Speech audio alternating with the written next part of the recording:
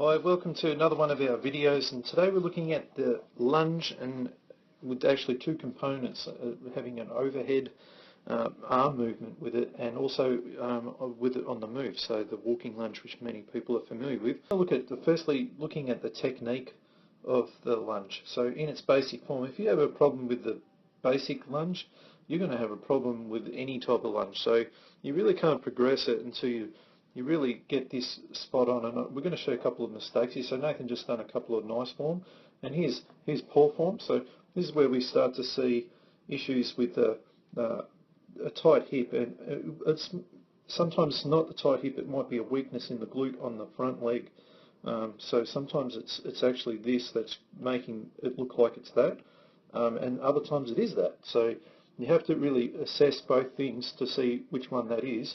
But when that forward lean, if he's doing that on this, it's going to be 10 times worse if he does it as a walking lunge, and if he tries it as an overhead lunge, well, it's not going to happen, because if he's got it, it's just going to kill his shoulders and his neck, and won't be able to hold a very good weight anyway. So now from front on, this is the other mistake we get to see. This is quite exaggerated, understanding that Nathan's trying to make this look bad, but basically this is where the hips again. If the pelvis is driving things forward and tipping the pelvis forward and creating, like a big sort of excessive curvature in your buttock, that's your head, and then you've got this sort of anterior tilt of the pelvis. Well, the other thing that it's going to do is create internal rotation, so you're going to be sort of falling in, which is going to be very bad for the knee. You're going to create all sorts of problems around the hip, maybe even the ankle, but definitely the knee is the one at the risk when you see this sort of stuff. So if people who lunge like that obviously don't enjoy the lunge, because it just kills their knees, for obvious reasons. All right, and there's another extreme example of what that may look like. All right, so if you've got an issue at this level, you have to stay and work on that, work on all the different components. There's heaps of videos and website articles we have on how to do that. Now, this is where we bring into play the overhead movement. Right now when these arms come overhead, it changes everything, because as much as he needs good flexibility through the hips here, stability through his trunk so he doesn't just jam his lower back up to try and get his arms overhead, so he needs to be very stable through there. He needs to still have strength on that front leg there, that needs to, especially the glutes, and the thoracic spine needs to be very, the ability to extend, because if it doesn't, you will make it up through your lower back there. So this is where you could actually start feeling pain in the lower back, not in the knees. So he's got a nice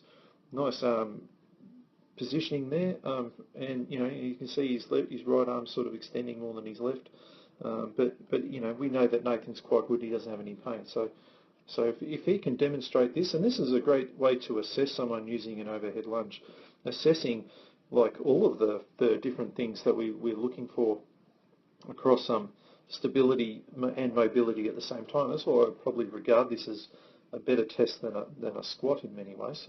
Right, so Nathan's going to demonstrate a walking lunge without the overhead component, so we need to be certain that he can do a normal walking lunge. These first two are good.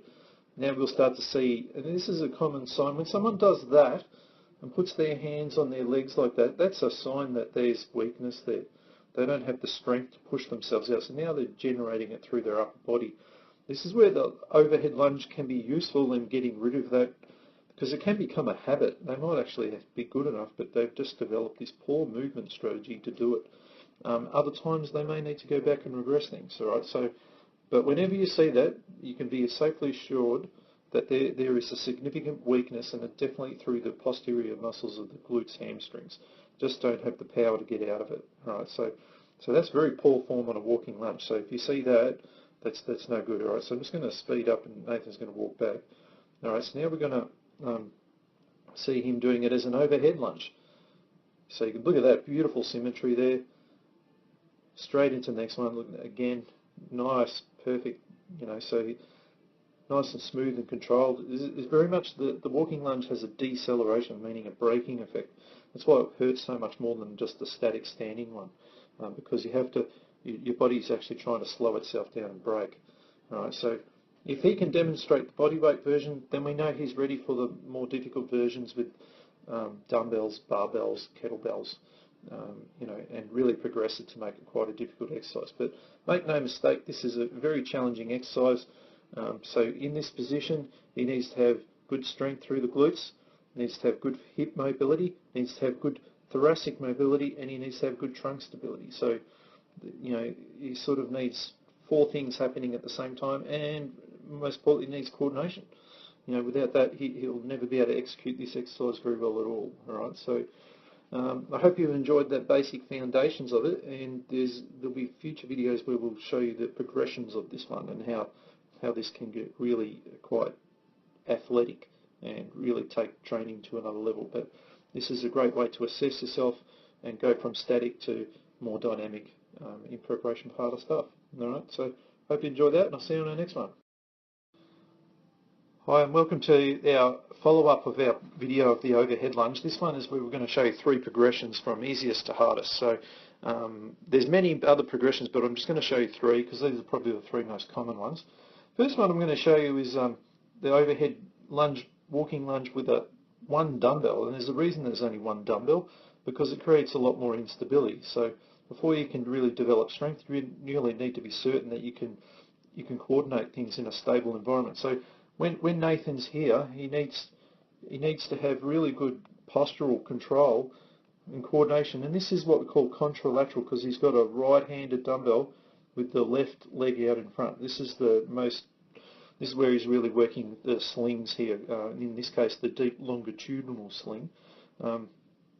And a lot of brain control. So he needs hip mobility, he needs strength on this side, he needs to make sure he keeps his lower back, lumbar spine really stiff and stable so it doesn't excessively extend and compress itself, and he needs to drive good extension through his thoracic spine. There's really very little arm movement strength really needed here. He just needs to be able to posturally stabilise it and keep it still. Now, the beauty of the walking lunge is it takes it from straight away from being contralateral to now being, when he goes to the same leg, same arm, it's now what we call ipsilateral, so this is where he's working everything on the same side. All right, so this really messes with the brain when you're sort of going from one to the other. You're really switching from left-right brain constantly in an unstable environment and finding a way to decelerate the body falling over and maintaining this in its perfect position. If this moves even just an inch forward, it's going to double itself in weight. That's why it's such a difficult exercise. And this is also why I prefer using one dumbbell instead of 2, because 2 actually makes you more balanced. So if I want to improve your strength, I need to be certain that you're stable and coordinated enough to be able to handle the heavy load, which will be coming up in a second. All right, so that's the dumbbell overhead lunge. So Nathan's going to go to the progression now, where we're going to up the stakes a bit with the stability challenge and switch it from a dumbbell to a kettlebell. So a dumbbell is very well balanced. A kettlebell, when it's inverted, when it's upside down, is extremely unstable. So now there's a lot more going on. Even though this is the same weight, this kettlebell will feel so much more heavier, so much more difficult to control. Brings a lot of things like the wrist, the elbow, and the shoulder mechanics a lot more into play, and the legs finding to be that perfect position. So this sort of makes certain that your body understands where the middle is, where the perfect point is to hold heavy loads without it collapsing and crushing itself. All right, so now Nathan's going to go from using a dumbbell to a kettlebell. Now we're going to move to a barbell.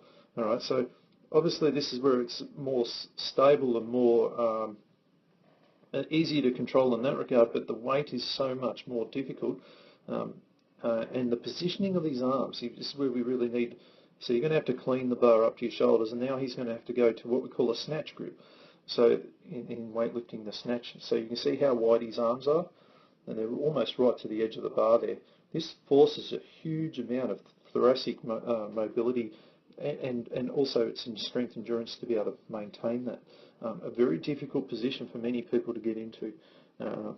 But if you can handle this, this is an awesome way to really train great thoracic extension with strength. All right, so he's needing both. And a lot of things can go wrong in this. So he needs to be certain that he's got the leg mechanics, and that, because any sort of deviation from the middle here, and he will lose that bar. It's a very uncomfortable position. This. All right, but this is a great exercise if it's done well. It's a very poor choice if it's done badly. All right, and I see this done badly a lot, especially with CrossFit.